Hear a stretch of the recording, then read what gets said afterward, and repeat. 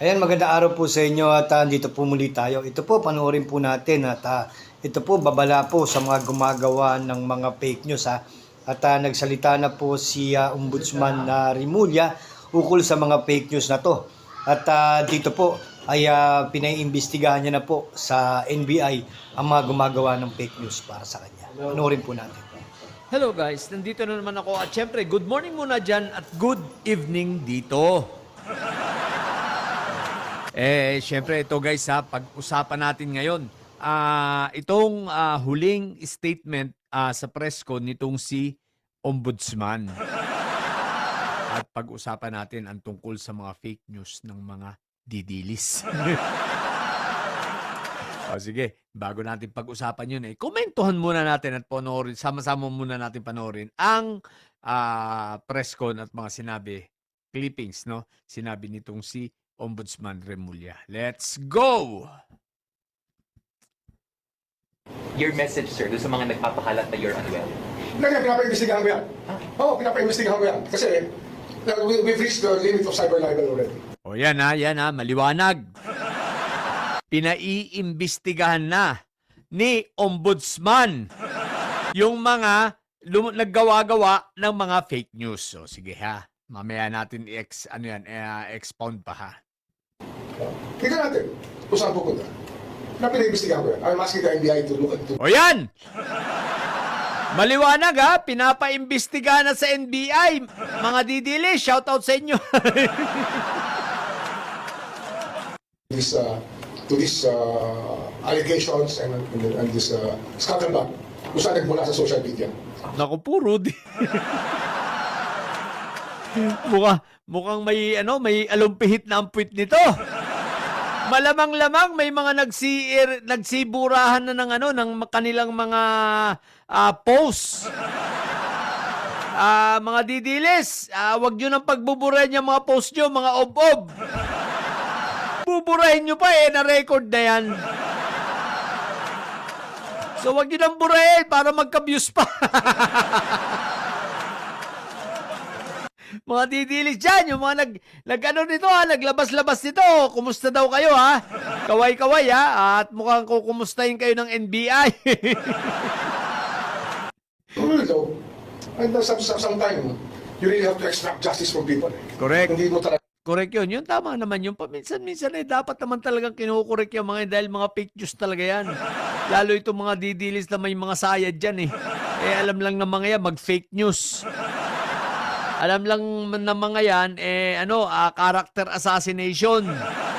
Manang-mana sa kanilang phone na si Sayad. Gagawa ng kwento kahit hindi totoo. At paninindigan nilang totoo.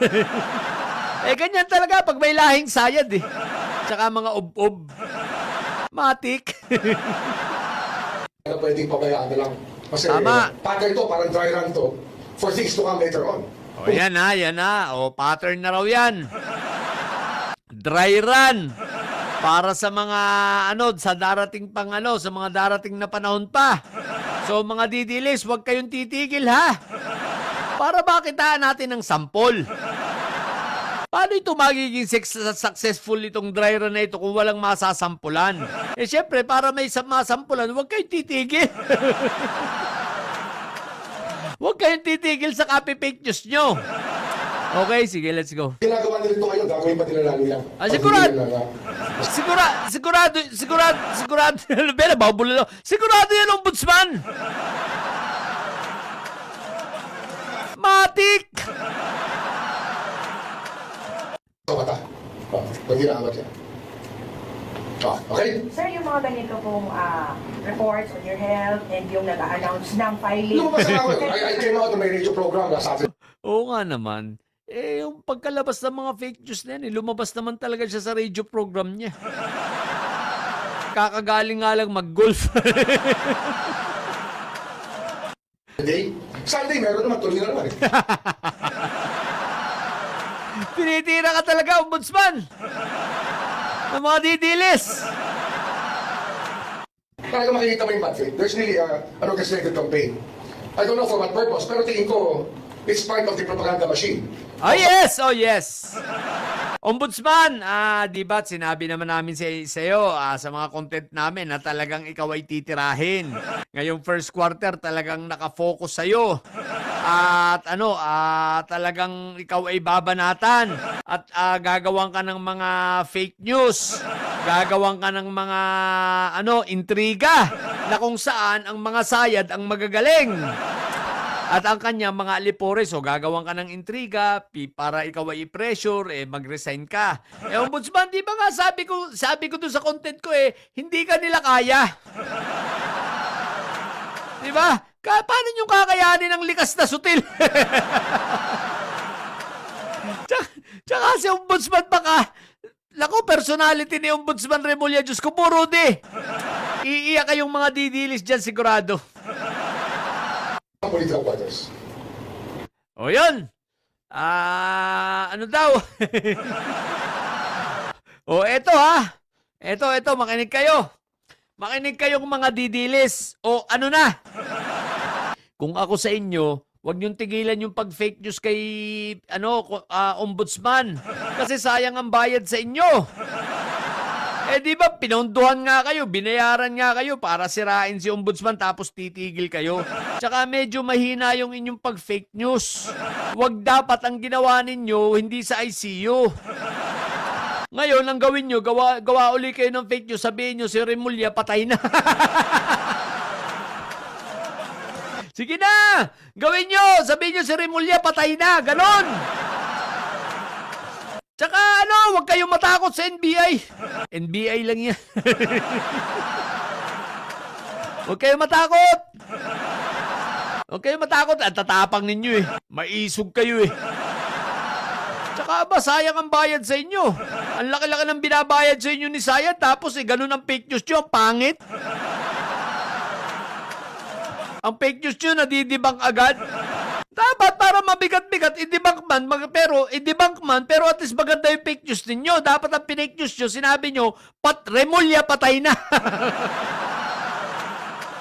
O kaya, Remulla ay sinugod sa ICU, hindi na umabot. Diba? Dead on arrival.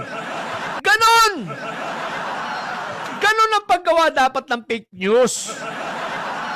Ang pangit ng fake news nyo May pa-ICU pa kayo, tapos pati yung mga picture, inedit ninyo. Di ba, pangit lang? Ngayon, ma-NBI na. Mga didilis. Sigurado ako na may postahan tayo, mga nagburahan na yan ng mga post nila. Huwag kayong magbubura ng post ninyo. Abay, sisingilin kayo sa binayad sa inyo. Tsaka ang isa pa, isipin mo, magbubura kayo ng post nyo. Ano kayo, duwag? Maisog yata kayo. Tsaka hindi kayo tumatakbo. Solid supporter kayo ni Sayad. Kung si Sayad may saltik, dapat may saltik din kayo. At higit pa. Kaya dapat hindi kayo natatakot. Maisog kayo. Sa bagay, yung mga yun puro bunganga lang naman. Maisugan lang. Pero may takot naman. Mga wagdo pala pero balik ako sa inyo, mga didilis. Ano na? Gawa uli kayo ng fake news. Huwag kayo pumayag na naniniwala ba kayo kay Ombudsman Remulla na NBA kayo? Huwag kayo maniwala. I-fake news nyo pa siya. Sabihin ninyo ganito, ito para may twist kasi humarap siya sa press con. Tuturuan ko na kayo mga didilis ganito ang twist. Sabihin ninyo, si Ombudsman Remulla namatay na yan pero na-resurrect lang. Nabuhay lang uli. Nabuhay after 3 days parang si Kristo. Ganon! Sabihin nyo, nakasurvive. Ni-revive lang, nabuhay uli. Pero yan po ay namatay na ICU, ganon. Ganda nyo naman ang fake news nyo.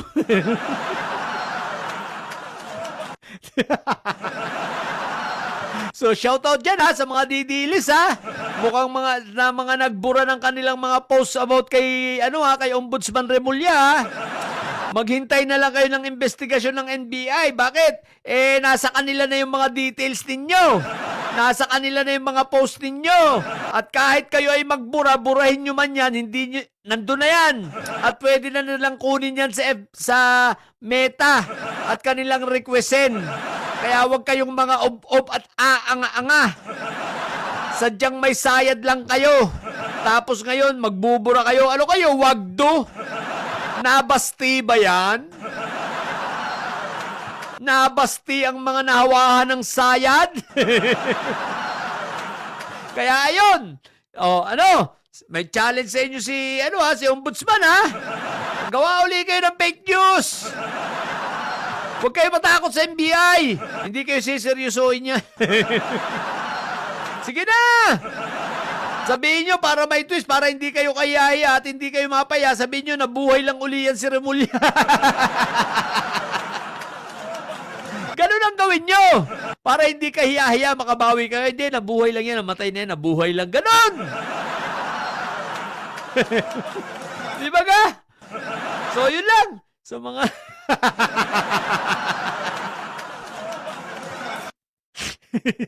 sa mga bubong didilis dyan at may sayad na ang tatay nyo ay karton. Manatili kayong may sayad sa may sayad ay laging high blood. Bye!